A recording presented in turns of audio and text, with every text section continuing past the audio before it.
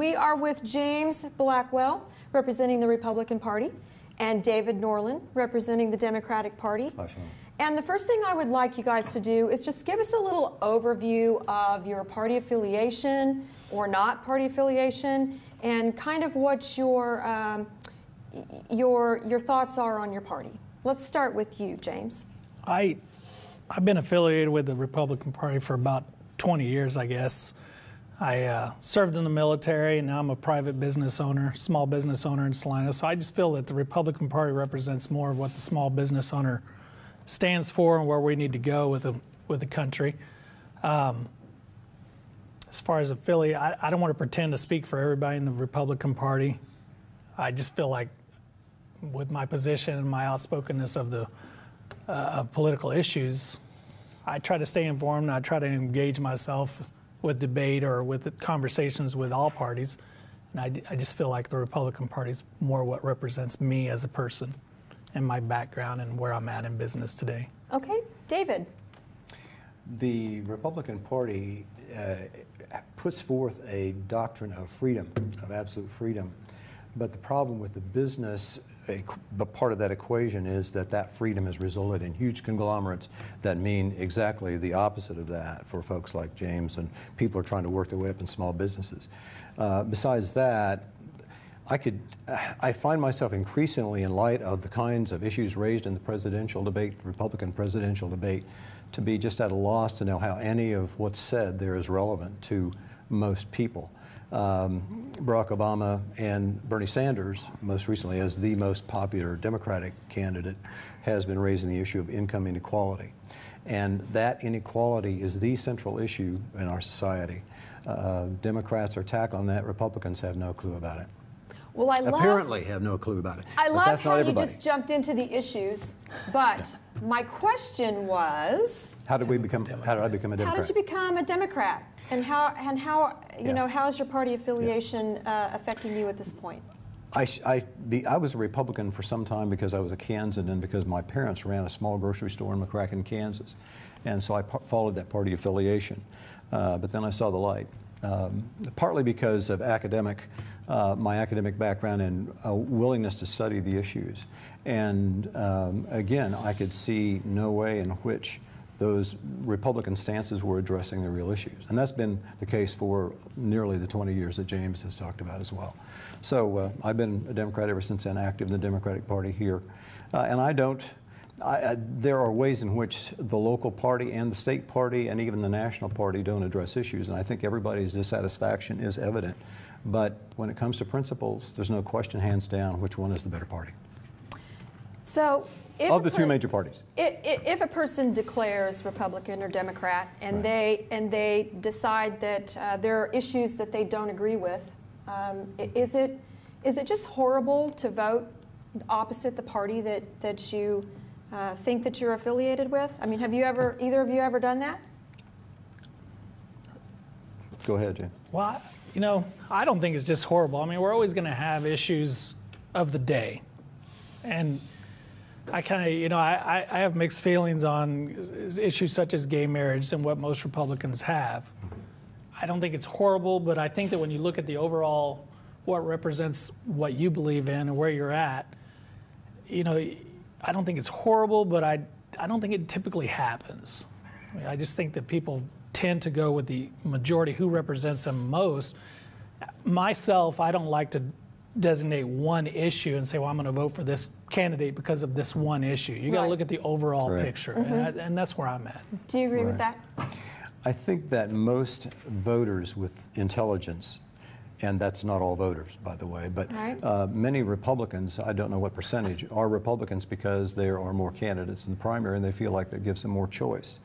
But we have in the presidential debates, prime example, because you were talking about that, you have a combination of voters voting out of either greed or gullibility. 130 families and their businesses contributed more than half of the Republican candidates' funds up to June when it was last counted. That tells you a lot about where money has taken us in this country. So why do we have so many Republican candidates and not so many Democratic candidates? Is it because of funding? No. Why? No, I don't think so. I think anytime you have an incumbent president who is one party or the other, then you've narrowed down that field. I think that that party is typically going to choose a successor, such as Hillary or, at this point, Bernie. Bernie Sanders is, he's come along as of late, but typically the impression was given that Hillary was a successor.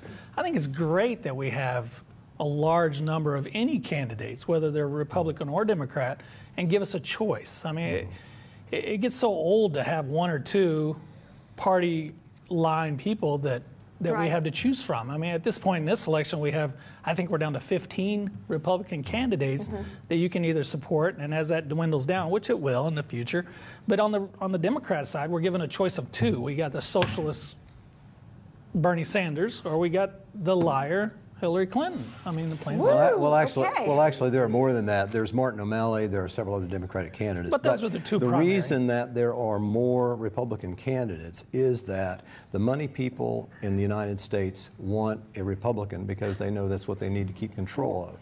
And so what you have in the Republican primary is a money primary. These people are not necessarily speaking to the people. They're speaking to the funders. And Trump, of course, sort of trumps everything because he's got his own money. Which is a whole other issue.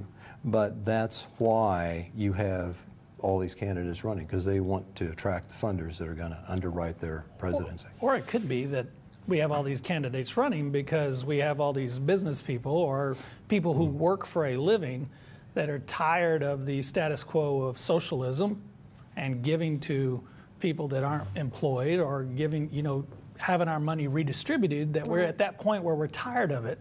So now we're looking for those choices. We're looking for someone who speaks to us. And yeah, there's a lot of people out there that are speaking to us right now. So it will dwindle down, and we'll come down to 3 or 4 good candidates prior to the primary. And the Democrat Party will give us their 2.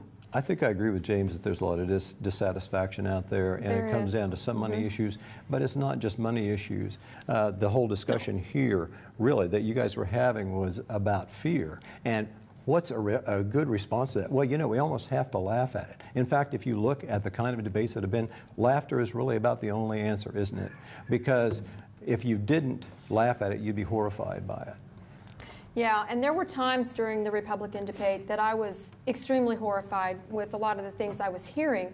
And mostly it's because I look at a stage of people up there who are supposed to be representing the same thing, and still they don't all agree on the issues. And they can't really give me a clear sense of where the Republican Party is going. So who do you think was the strongest in the debate? And I want to hear from both of you on that. Well, I think that the strong, I don't know which is the strong. I think that the format of that last debate, CNN's debate, was set up to showcase or to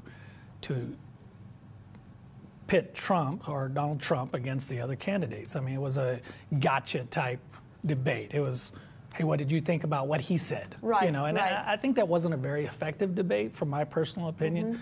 I want to know, but I think it's hard when you have 8 candidates on the stage to get a good, effective debate. And it's good that we're doing them early. We're getting many of them, unlike the Democrat Party where they're afraid to debate each other. At least the Republicans are having the debates and having them early, and they're getting them, they're getting that information out there and letting people decide. Well, whereas the Democrat Party, I mean, one of the candidates flat out refuses to debate. So. Well, knowing that we're short on time for the program, the simple answer to that is that none of those candidates are the best candidate. You had Ben Carson, who is an African-American. He gets credit for that, plaudits for that, and he's the one who says that he wouldn't vote for a Muslim. The Salina Journal today talked about that Muslim problem and plays again on the fears. So even Ben Carson is playing on the fears. Marco Rubio is an example. He's from Florida, for Pete's sake. He's a climate denier, and his state is the one that within a century will be entirely underwater unless we do something about what we're doing with climate change. There are no candidates on the Republican side who have any vision that's going to really guide us into the future. Well, that's an interesting concept as far as that's concerned. If we don't have any Republican candidates, and the Republicans think we don't have any Democratic candidates. We don't need any. Okay, are we on the verge of a third-party situation here? Maybe the Trumpians type of candidate? Somebody who's just out there to basically shake things up, change the world, but maybe does have some foreign policy, does know a little bit about what they're doing as far as actually being able to be president. Is there somebody out there like that, or is there a party out there that's going to develop like that? It's unlikely there'll be a third-party candidate because the procedural obstacles to getting that kind of a candidacy going are extreme. However, if you had a Trumpian funder, maybe even those could be overcome. But the question the American people and Salinans and Kansans have to ask themselves is how they can sort through this and find candidates who really will begin to address the issues. That simple. Agree? I don't think that we will have a third-party candidate. I think that again, it goes back to we have a two-party system, whether you like it or not. That's where it's at, and I believe that's why Donald Trump is running as a Republican. I mean, plain and simple, he's more of a Tea Party candidate, and Tea Party. The biggest difference I see, and the biggest downfall of the Republicans, is they have a problem endorsing that type of candidacy, whereas the Democrats, they'll endorse anybody. I mean, so I think it's going to be, which is good about the Republican Party. We're open to additional ideas. We don't have to toe that party line. So that's why we have 15, 16 candidates, whereas the other party has 2, or I guess, as he said, 3, but I guess the common person couldn't name all 3 of them. At this point, we can name 2 maybe. There's one issue that has to be addressed, I think, in this discussion, and that is women's issues. And you can simplify it down to defund or defend Planned Parenthood. Women's reproductive rights are under attack in this country, primarily by Republican candidates. And unless that issue is addressed, that has to be one of the equations. And there's a whole lot of bigotry and misunderstanding around that issue, which probably could be another topic for your program. It could be another topic for our program. Thank you. All right. Yeah. Solidarity forever. That's right. Yeah. Well, I think we know where these 2 stand. I think I'll just hang out here in the middle for a while. Right.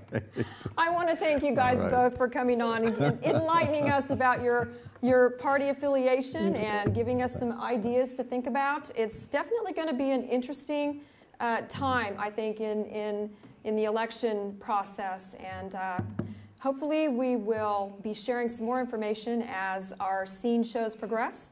But right now we're going to say goodbye, and again, thank you, David and James, for coming on. Appreciate it.